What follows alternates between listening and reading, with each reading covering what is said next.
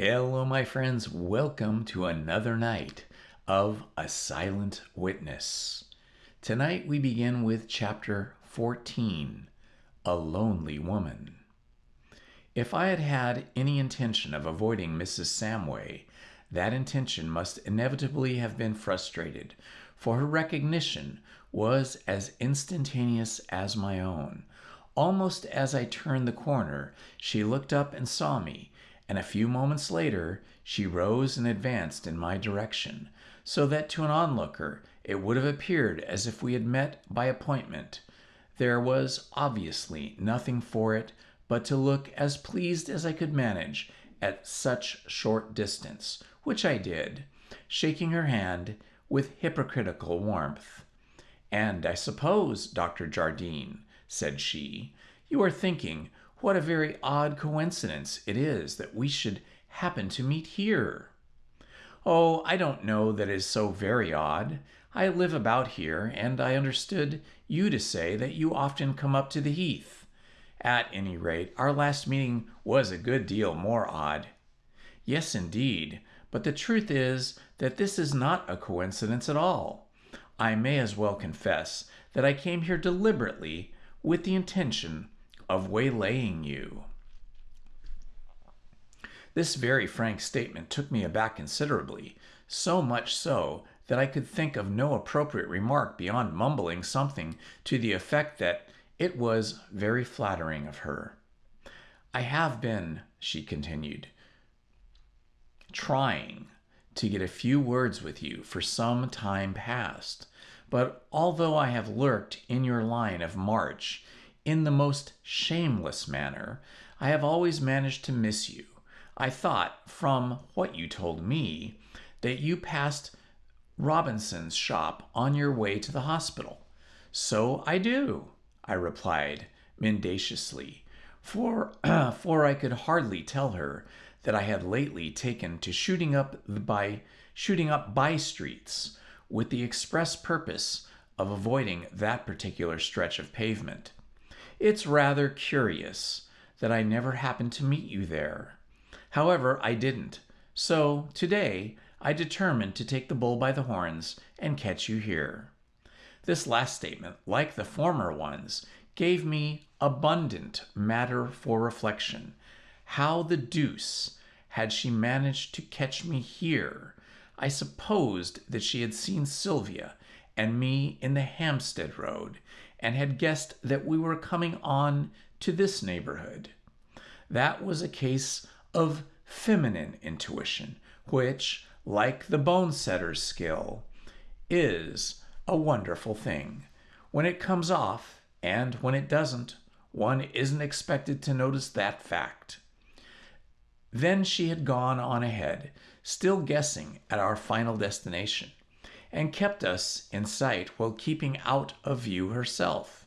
It was not so very easy to understand, and not at all comfortable to think of, for there was a disagreeable suggestion that she had somehow ascertained Sylvia's place of abode beforehand.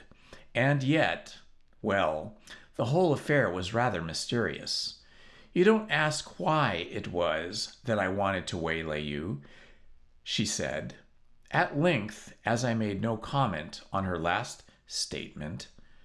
"There is an old saying," I replied, "that one shouldn't look a gift horse in the mouth." "That is very diplomatic," she retorted with a laugh, "but I dare say your knowledge of a woman makes the question unnecessary." "My knowledge of women," said I, "might be put into a nutshell, and still leave plenty of room for the nut and a good, fat maggot besides. Then I must be aware of you. The man who professes to know nothing of women is the most deep and dangerous class of person. But there is one item of knowledge that you seem to have acquired. You seem to know that women like to have pretty things said to them. If you call that knowledge," said I, "you must apply the same name to the mere blind impulse that leads a spider to spin a nice, symmetrical web." She laughed softly and looked up at me with an expression of amused reflection. I am thinking, she said, what a very fine symmetrical web you would spin if you were a spider. Possibly, I replied, but it looks as if the role of blue bottle were the one that is being marked out for me. Oh, not a blue bottle, Dr. Jardine. It doesn't suit you at all. If you must make a comparison, why not say a Goliath beetle and have something really dignified and not so very inappropriate? Well then, a Goliath beetle if you prefer it. Not that he would look very dignified, kicking his heels in the elegant web of the superlatively elegant feminine spider. Oh, but that isn't pretty of you at all, Dr. Jardine. In fact, it is quite horrid and unfair, too, because you are trying to get the information without asking a direct question. What question am I supposed to ask? You needn't ask any. I will take pity on your masculine pride and tell you why I have been lying in wait for you, although I dare say you have guessed. The truth is, I am simply devoured by curiosity. Concerning what? Now, how can you ask? Just think. One day I meet you in Hampstead Road, going about your ordinary business, apparently a fixture at least for months. A few days later, 100 miles from London, I feel myself suddenly seized from behind. I turn around, and there you are, with tragedy and adventure written large all over you. I thought the tragedy was rather on your side, and so did the ancient mariner with the black bottle and the teacup, but I don't wish to discuss the views of that well-meaning old brute. I want an explanation. I want to know how you came to be in Folkestone, and how in that extraordinary condition. I am sure nothing strange must have happened to you. Or should I say, I am sure something strange happened to you. Why, haven't I as much right to be in Folkestone as you have? That is mere evasion. When I see a man who is usually rather carefully and very neatly dressed, walking in the streets of a seaport town without a hat or a stick, and with a collar that looks as if it had been used to clean out a saucepan, the great stains on his clothes, I am justified in inferring that something unusual has happened to him. I didn't think that you had noticed my negligee get-up. At the time, I did not. I was very upset and agitated. I had just had a lot of worry and was compelled to cross to France at a moment's notice. And then there was that horrible horse, and the sudden way that you seized me, and then got knocked down, and the ancient mariner? Yes, the ancient mariner, and the knowledge that I was behaving like an idiot, and I couldn't help it, though you were so nice and kind to me. So you see, I was hardly conscious of what was happening at the time. But afterwards, when I had recovered my wits a little, I recalled the astonishing figure that you made, and I have been wondering ever since what happened to you. I assure you, Dr. Jardine, you looked as if you might have swum to Folkestone. Did I? By Jove! I exclaimed with a laugh. Well, appearances weren't so very deceptive. The fact is, I had swum part of the way. She looked to me incredulously. Whatever do you mean? She asked. I mean that you are now looking on a modern and strictly up-to-date edition of Sinbad the Sailor. That isn't very explanatory, but I suppose it isn't meant to be.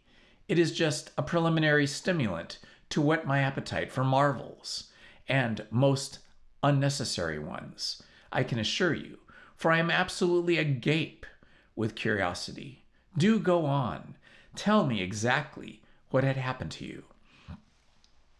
Now, the truth is that I had already said rather more than was strictly discreet, and would gladly have drawn in my horns, but I had evidently let myself in for some sort of plausible explanation, and I had a lack of that enviable faculty that enables its professors to tell a really convincing and workmanlike lie, condemned me to a mere unimaginative adherence to the bald facts, though I did make one slight and amateurish effort at provocation.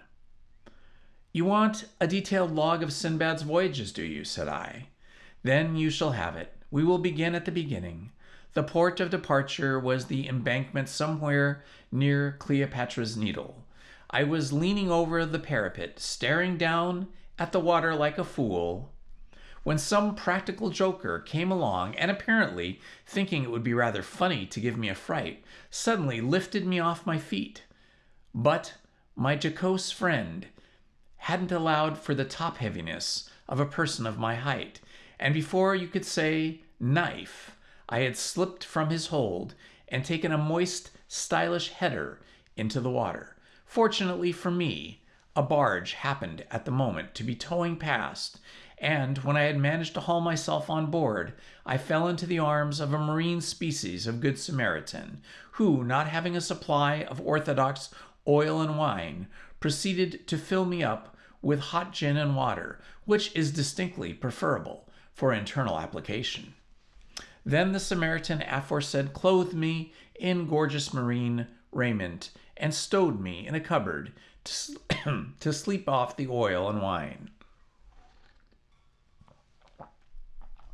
which I did after some 16 hours, and then awoke to find our good ship on the broad bosom of the ocean. And so, not to weary you with the incidents of the voyage, I came to Folkestone, where I found a beautiful lady endeavoring, very unsuccessfully, to hypnotize a runaway horse, and so to the adventure of the tarred nets and the ancient mariner with the black bottle.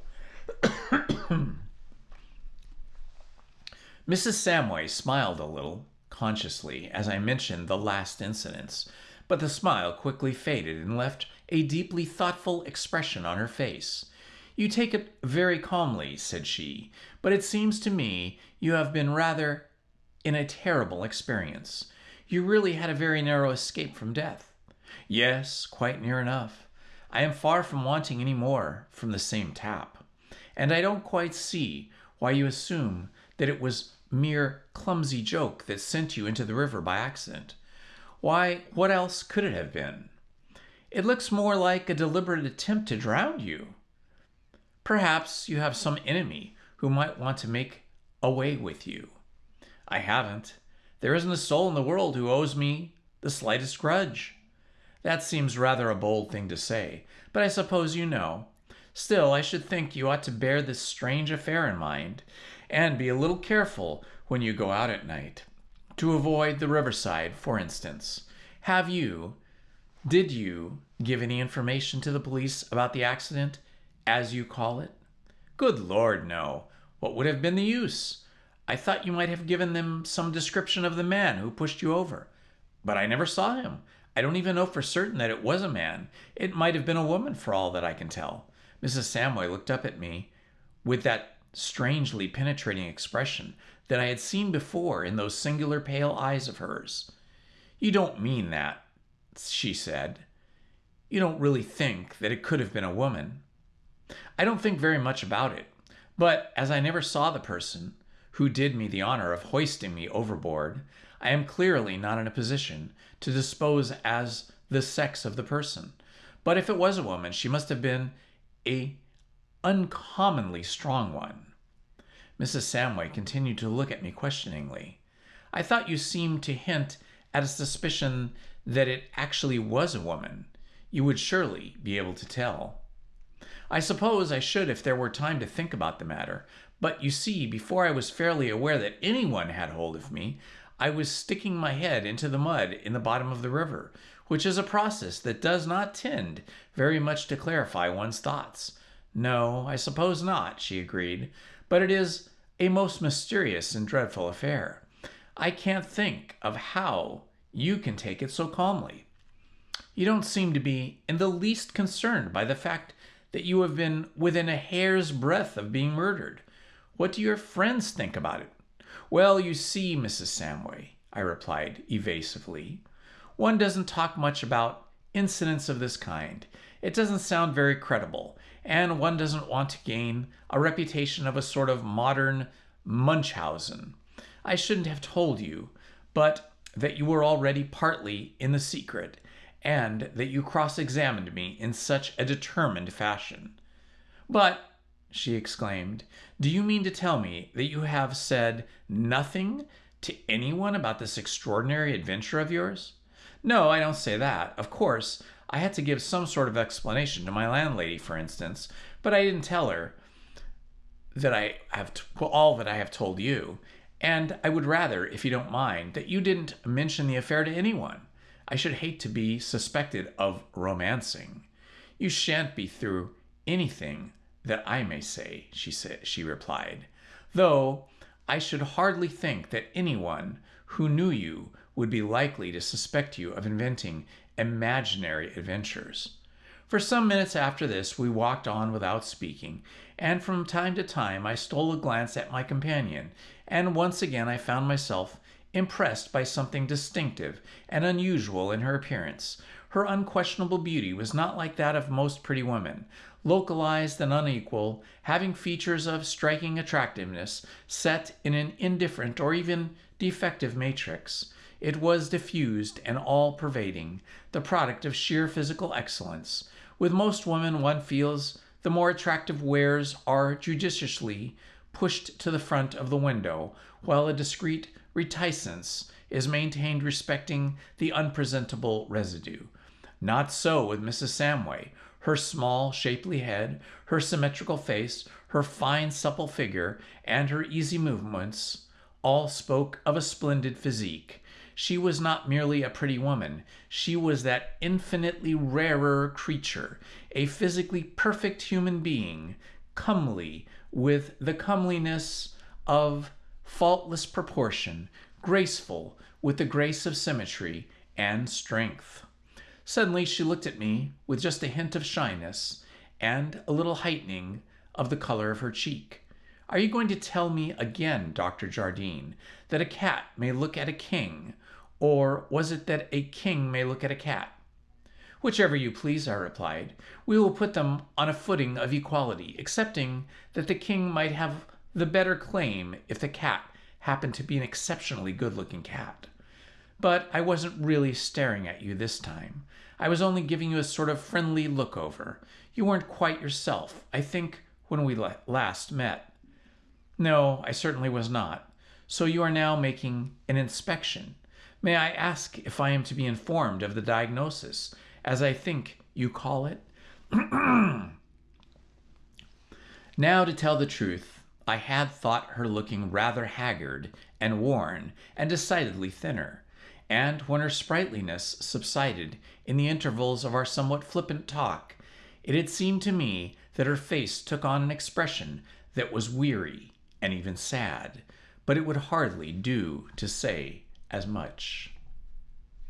It's quite irregular, I replied. The diagnosis is for the doctor. The patient is only concerned with the treatment.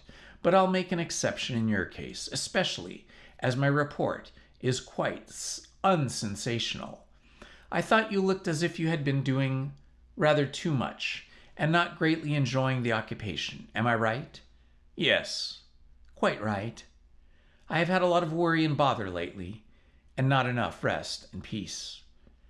I hope all of that is at an end now.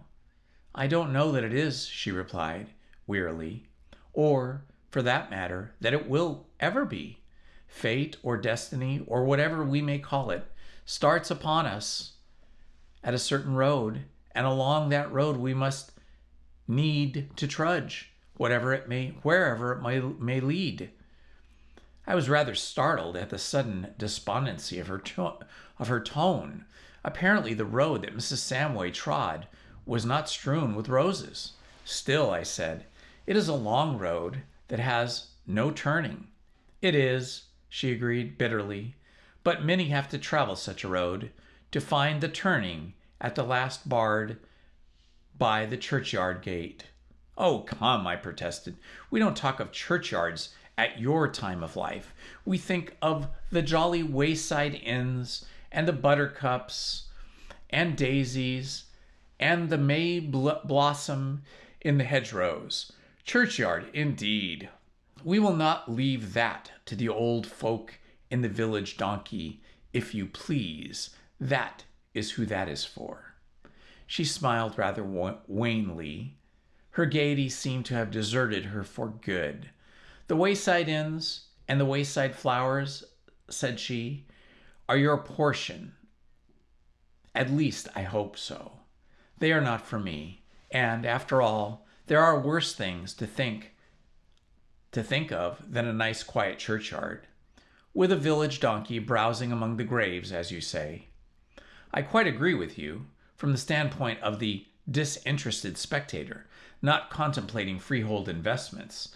Nothing can be more delightfully rustic and peaceful. It is the personal application that I object to. Again she smiled, but very pensively, and for a while we walked on in silence. Presently she resumed. I used to think that the shortness of life was quite a tragedy. That was when I was young. But now— When you were young, I interrupted. Why, what are you now? I can tell you, Mrs. Samway, that you there are Minnie as a girl of barely 20, who would be only too delighted to exchange personalities with you, and who would stand to make a mighty fine bargain if she could do it. If you talk like this, I shall have to refer you to the great Leonardo's advice to painters. What is that? She asked. He recommends the frequent use of a looking-glass. She gave me a quick glance and then blushed so very deeply that I was quite alarmed lest I should have given offense. But her next words reassured me. It was nice of you to say that, and most kindly meant. I won't say that I don't care very much how I look, because that would be an ungracious return of your compliment, and it wouldn't be quite true. There are many times when one is quite glad to feel that one looks presentable. The present moment, for instance. I acknowledged the compliment with a bow.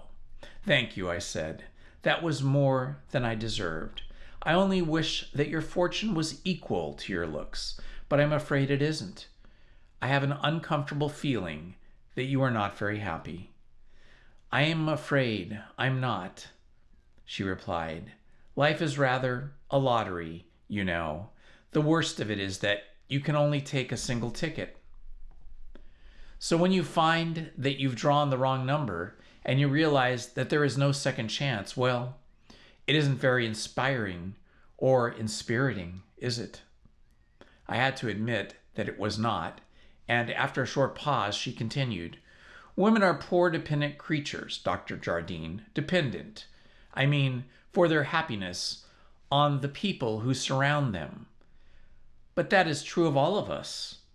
Not quite. A man, like yourself, for instance, has his work and his ambitions, and that makes him independent of others.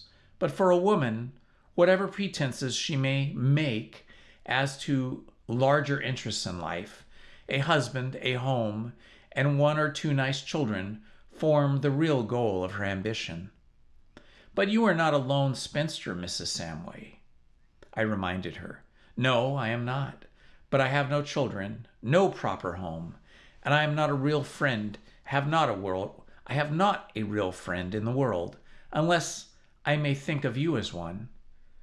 I hope you always will, I exclaimed impulsively, for there was, to me, something very pathetic in the evident loneliness of this woman.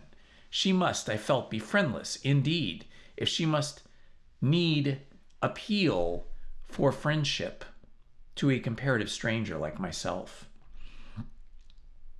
I'm glad to hear you say that, she replied, for I am making you bear a friend's burden.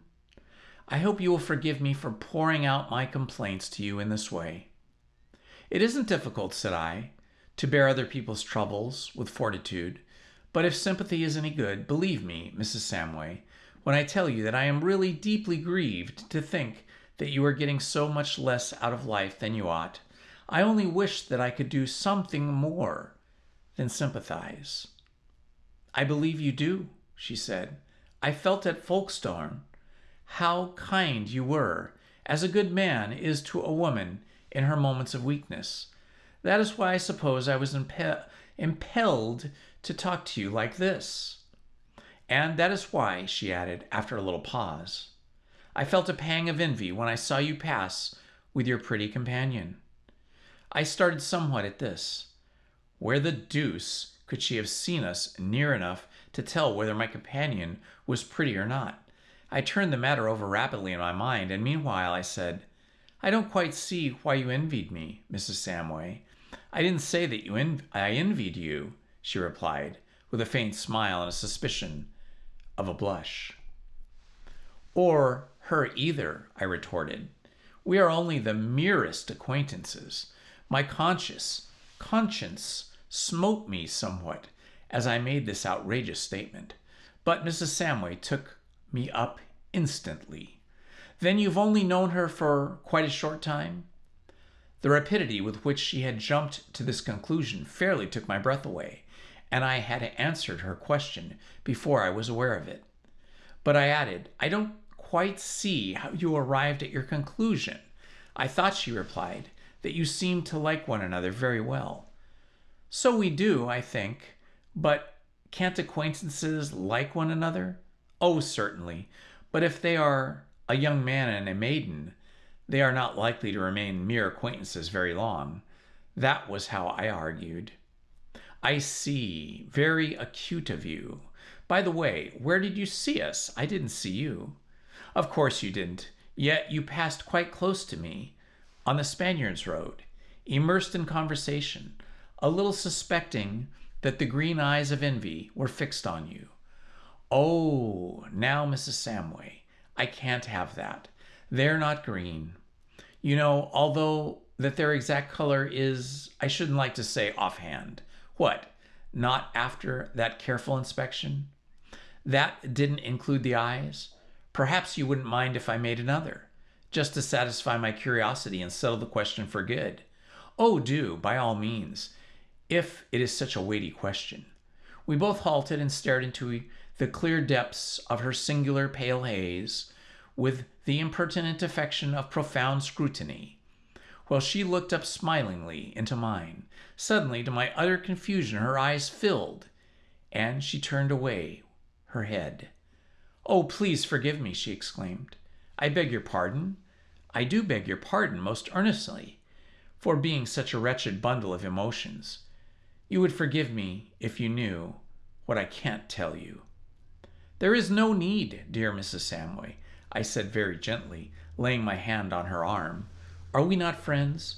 And may I not give you my warmest sympathy without asking too curiously what brings the tears to your eyes? I was, in truth, deeply moved, as a young man is apt to be, by a pretty woman's tears. But more than this, something whispered to me that my playful impertinence had suddenly brought home to her the void that was in her life, the lack of intimate affection at which she had seemed to hint, and instantly all that was masculine in me had risen up with the immemorial instinct of the male in defense of the female. For whatever her faults may have been, Mrs. Samway was feminine to her fingertips. She pressed my hand for a moment and impatiently brushed the tears from her eyes. I do hope, Dr. Jardine, she said, looking at me with a smile, that your wife will be a good woman. You'll be a dreadful victim if she isn't. With your quick sympathy and your endless patience with feminine silliness. And now I won't plague you any more with my tantrums. I hope I'm not bringing you a great deal out of your way. You do live in this direction, don't you? Yes, and I have been assuming that my direction was yours too. Is that right? Are you going back to Hampstead Road? Not at once. I'm going to make a call at Highgate first. Then you will want to go up to Highgate Rise or Swains Lane, and I will walk up there with you if you'll let me. I think my nearest way will be the little path that leads out of Swains Lane. You know it, I expect. Yes, it is locally known as Love Lane. It leads to the crest of the hill. That is right. You shall see me to the top, and then I'll take myself off and leave you in peace. We had by this time crossed Parliament Fields and passed the end of Highgate Ponds. A few paces more brought us out to the top of the grove, and a few more to the entrance of a rather steep and very narrow lane. For some time Mrs. Samway walked by my side in silence, and by the reflective way in which she looked at the ground before her, seemed to be wrapped in meditation, which I did not disturb. As we entered the lane, however, she looked up at me thoughtfully and said, "I wonder what you think of me, Dr. Jardine." It was a fine opening for a compliment, but somehow compliments seemed out of place after what had passed between us. I accordingly evaded the question with another. "What do you suppose I think of you?" "I don't know. I hardly know what to think of myself. You would be quite justified in thinking me rather forward to waylay you in this deliberate fashion." "Well, I don't. Your curiosity about Folkestone affair seems the most natural and reasonable. I am glad that you don't think me forward," she said. "But as to my curiosity, I'm beginning to doubt whether it was that alone that determined me all of a sudden, to come here and talk to you. I half suspect that I was feeling a little more solitary than usual, and that some instinct told me that you would be kind to me and say nice things and pet me just a little, as you have done." I was deeply touched by her pathetic little confession, so deeply that I could find nothing to say in return. "You don't think any worse of me," she continued, "for coming to you and begging a little sympathy and friendship?" As she spoke, she looked up very wistfully and earnestly in my face, and rested her hand for a moment on my arm. I took it in mine and drew her arm under my arm as I replied, "Of course I don't. I only think it a wonder and a shame that my poor friendship and sympathy should be worth the consideration of a woman like you." She pressed my arm lightly, and after a little interval said in a low voice, with just the suspicion of a tremor in it, "You have been very kind to me, Dr. Jardine, more kind than you know. I am very, very grateful to you for taking what was really an intrusion so nicely." "It was not in the least an intrusion," I protested, "and as to gratitude, a good many men would be very delighted to earn it on the same terms. You don't seem to set much value on your own exceedingly agreeable society." She smiled very prettily at this, and again we walked for a while up the slope without speaking. Once she turned her head as if listening for some sound from behind us, but our feet were making so much noise on the loose gravel, and the sound reverberated so much in the narrow space between the wooden fences that I, at least, heard nothing. Presently we turned a slight bend and came in sight of the opening at the top of the hill, guarded by a couple of posts. Within a few yards of the latter she halted, and withdrawing her hand from my arm, turned round and faced me. "We must say good-bye here," said she. "I wonder if I shall ever see you again." For a moment I felt a strong impulse to propose some future meeting at a definite date, but fortunately some glimmering of discretion and perhaps some thought of Sylvia restrained me. "Why shouldn't you?" I asked. "I don't know, but mine is a rather vagabond existence. I suppose you will be traveling about soon. I hope we shall meet again, but if we do not, I shall always think of you as my friend, and you will have a kind of thought for me sometimes, won't you?" "I shall indeed. I shall think of you very often, and hope that your life is brighter, and that it seems, at least, brighter than it seems to be now." "Thank you," she said earnestly. "And now, goodbye." She held out her hand, and as I grasped it, she looked in my face with the wistful, yearning expression that I had noticed before, and which so touched me to the heart that, yielding to a sudden impulse, I drew her to me and kissed her. Dim as the light of the fading winter's day, I could see that she had in an instant turned scarlet, but she was not angry, for as she drew away from me, shyly and almost reluctantly, she gave me one of her prettiest smiles and whispered, "Goodbye," again. Then she ran out between the posts, and turning once again, and still as red as a penny or a peony, that is a flower, waved me a last farewell. I stood in the narrow entrance looking out after her with a strange mixture of emotions, pity, wonder, and admiration, and a little doubt as to my own part in the late and last transaction. For I had never before kissed a married woman, and cooling judgment did not altogether approve the new departure.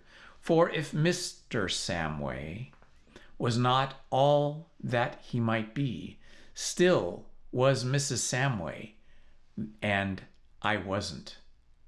Nevertheless, I stood and watched my late companion with very warm interest until she faded into the dusk, and even then I continued to stand by the posts, gazing out into the waning twilight and cogitating on our rather strange interview.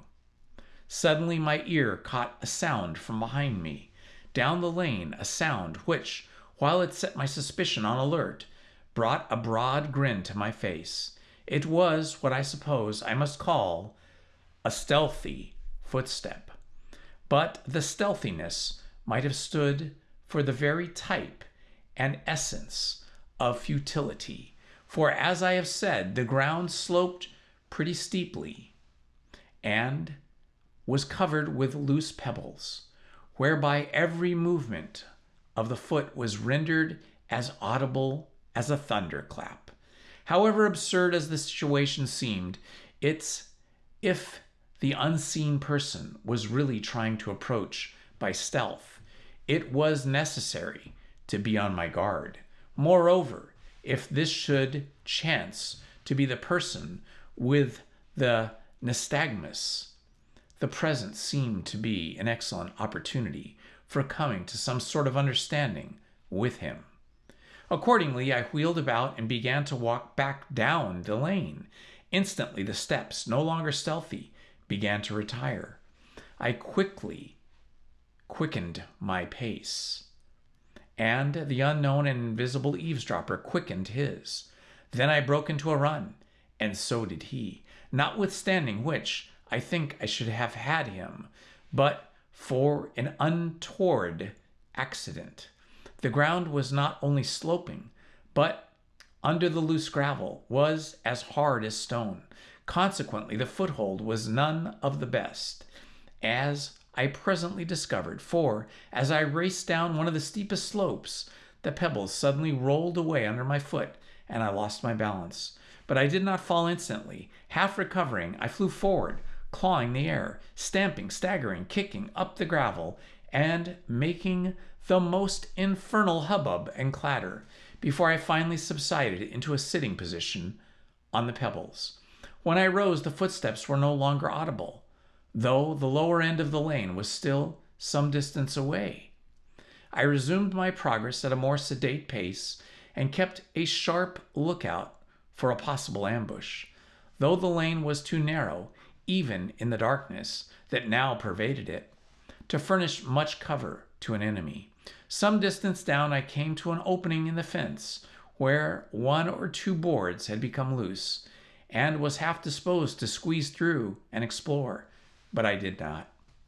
On reflection, it occurred to me that if the man was not there, it would be useless for me to go, while if he should be hiding behind the fence, it would simply be insane of me to put my head through the hole.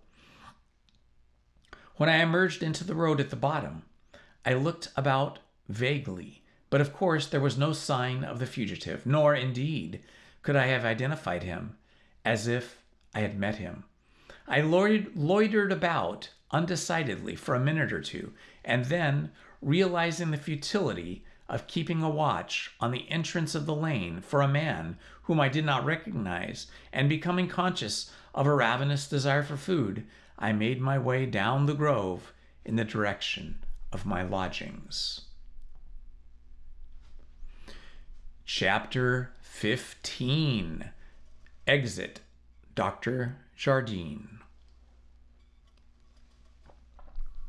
My second visit to the Hawthorns, to which I had looked forward with some eagerness, had, after all, to be postponed indefinitely. I say had, since, under the circumstances, it appeared to be unsafe, that I could not fairly take the risk that it involved. I had made the engagement thoughtlessly, and in my preoccupation with Mrs. Samway, had not realized the indiscretion to which I had committed myself until I was brought back sharply to the actual conditions by the incident in Love Lane, which I have mentioned. But after that, I saw that it would be the wildest folly to show myself in the vicinity of Sylvia's house. Evidently the spy, after we had given him the slip so neatly, had made direct for my lodgings and lurked in the neighborhood, and there it must have been that he picked me up again as I passed Mrs. Samway.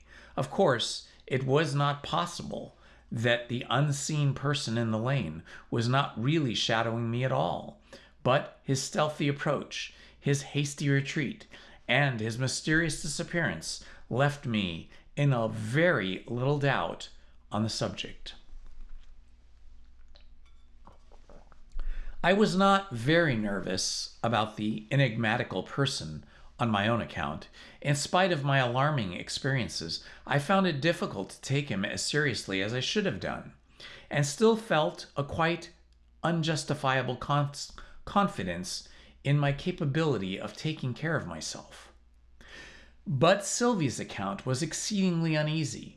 The interest that this man had shown in the unlucky little ornament that she wore associated itself in my mind most disagreeably with her mysterious and terrifying adventure in Millfield Lane, and made me feel that it would be possible sheer insanity for me to go from my house to hers, and so possibly give this unknown villain the clue to her whereabouts.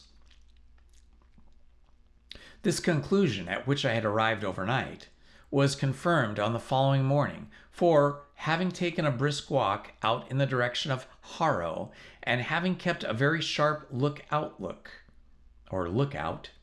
I was distinctly conscious of the fact that there always appeared to be a man in sight. I never got near him, and was never able to recognize him, but the intervals throughout the morning he continually reappeared in the distance, even on the comparatively solitary country roads and the hedge-divided meadows. It was excessively irritating, yet what could I do? Even if I could have identified him with the man who had apparently shadowed me before, I really had nothing against him. After cogitating on the matter, I had no little annoyance. I determined to take counsel with Thorndyke, and meanwhile to avoid the neighborhood of the Hawthorns. After lunch, I wrote a letter to Sylvia, briefly explaining the state of affairs, and having given it to our maid to deliver, I took the precaution to go out and saunter towards Kentish Town, with the object of engaging the spy's attention and preventing him from following my messenger to North End. The rest of the day I spent at home, and occupied my time in writing a long letter to Thorndyke, in which I gave a pretty detailed account of my recent experiences, which letter was duly posted by Mrs. Blunt herself in time for the evening collection. I had barely seated myself at the breakfast table in the following morning when a telegram was brought to me. On opening it, I found that it was from Thorndyke, advising me that the letter had been dispatched by hand and asking me to stay home until I had received it, which I did, and within an hour it had arrived, and was delivered into my own hands by a messenger boy. It was curt and rather peremptory in tone, desiring me to meet him at 1 o'clock at Salter's Club in a turning off St. James Street, and concluding with these somewhat remarkable instructions. I want you to wear an overcoat and hat of a distinctive and easily recognizable character, and to take every means that you can of being seen and, if possible, followed to the club. You had better put a few necessities in a bag or a suitcase and tell your landlady that you may not be home tonight. Follow these instructions to the letter and bring this note with you. At the latter part of these directions, I was somewhat disposed to boggle, remembering my worthy teacher's threat to put me somewhere out of harm's way. But Thorndyke was a difficult man to disobey. Suave and persuasive as his manners were, he had a certain final and compelling way with him that silenced objections and produced a sort of frictionless disobedience, or I should say, obedience. Even though one might want disobedience, you always ended up obeying, without any sense of real compulsion.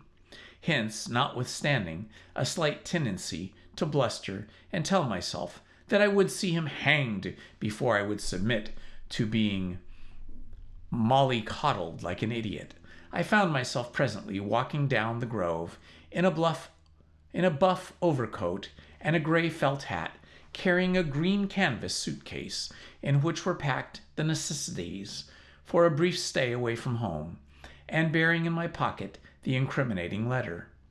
I walked slowly as far as Junction Road in order to give any pursuer a fair opportunity to take up the chase and to make the necessary observations on my tasteful turnout. At the junction, I waited for a tram and carefully abstained from staring about the manner which would have embarrassed any person who might have wished to unobserved to share and conveyance with me. And from the terminus at Euston Road, I proceeded in leisurely fashion on foot, still resisting a temptation to look about to see if I had picked up any companion by the way. Salter's Club was domiciled in a typical East End house situated in a quiet street of some similar houses, graced at one end by a cab stand. I timed my arrival with such accuracy that a neighboring church clock struck 1 as I ascended the steps, and on my entering the hall, I was met by an elderly man in a quiet livery, who seemed to expect me, for when I mentioned Thorndyke's name, he asked, "Dr. Jardine, sir?" and hardly waiting for my reply, showed me to the cloakroom. "Dr. Thorndyke," said he, "will be with you in a few minutes. When you have washed, I will show you to the dining room, where he wished for you to wait for him." I was just a little surprised at even this short delay, for Thorndyke was the soul of punctuality. However, I had not long to wait. I had been sitting less than 3 minutes at a small table laid for 2 in the deep bay window, scanning the street through the wire gauze blinds, when he arrived. "I needn't apologize, I suppose, Jardine," he said, shaking my hand heartily.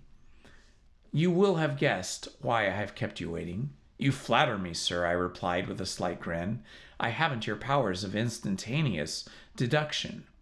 "You hardly needed them," he retorted. "Of course, I was watching your approach and observing the corner by which you entered the street to see who you came after. Or who came after you is actually rather what we were after, isn't it?" "Did anyone come after me?" "Several persons. I examined them all very carefully, with a prism binocular by magnification of 12 times linear, and an assistant is now at the same window, the one over this, following the fortunes of those persons with the same excellent glass." "Did you spot anyone in particular as looking a likely person?" "Yes. The second man who came after you seemed to be sauntering in a rather unpurposeful fashion, and looking a little obtrusively unconcerned. I noticed, too, that he was carrying an umbrella in his left hand. But we needn't concern ourselves. If anyone is shadowing you, we are certain to see him. He must expose himself to view from time to time, for we can't afford to lose sight of our doorway for more than a few seconds, and there is practically no cover in this street. He might hide in a doorway, I suggested. Oh, might he? There are all clubs in the street.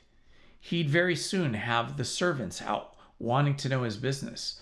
No, he'll have to keep on the move, and he'll have to keep mostly in sight of this house.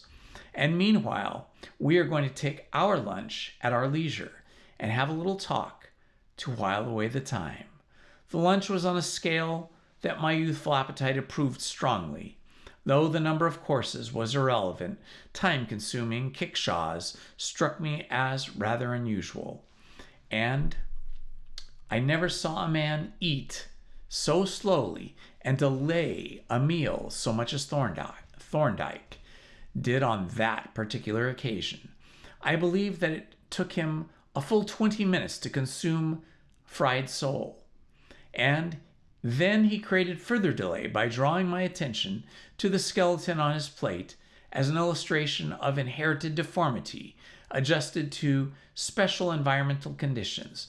But all the time, whether eating or talking, I noticed that his eye continually traveled up and down the stretch of the street that was visible through the wire blinds. "You haven't told me why you sent for me, sir," I said, after waiting patiently for him to open the subject. "I dare say you have guessed," he replied, "but we may as well thrash the matter out now. You realize that you are running an enormous and unnecessary risk by going abroad with this man at your heels. Well, I don't suppose he is following me about from sheer affection."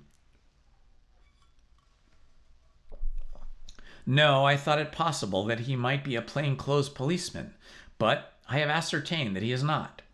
Who he is, we don't know, but we have the strongest reasons for suspecting his intentions. There have been 3 very determined attempts on your life. They were all made with such remarkable caution and foresight that, though they failed, practically no traces have been left. Those attempts imply a strong motive, though to us an unknown one, and that motive presumably still exists. Your enemy may well be getting desperate and may be prepared to take greater risks to get rid of you. And if he is, the chances are that he will succeed sooner or later. Murder isn't always difficult to a cool-headed man who means business. Then what do you propose, sir?"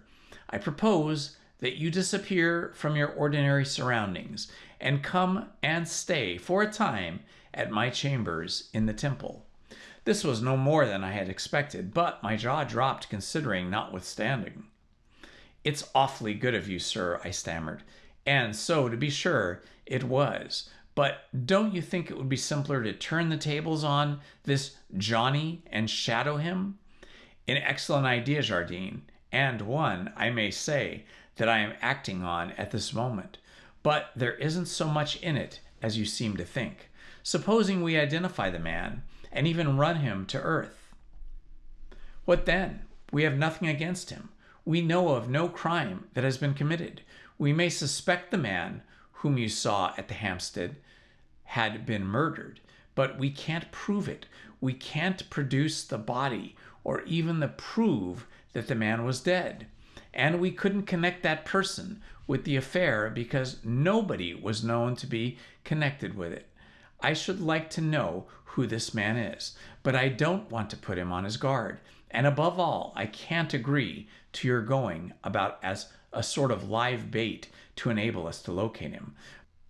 By the way, that man on the opposite side of the street is the one whom I selected as being probably your attendant.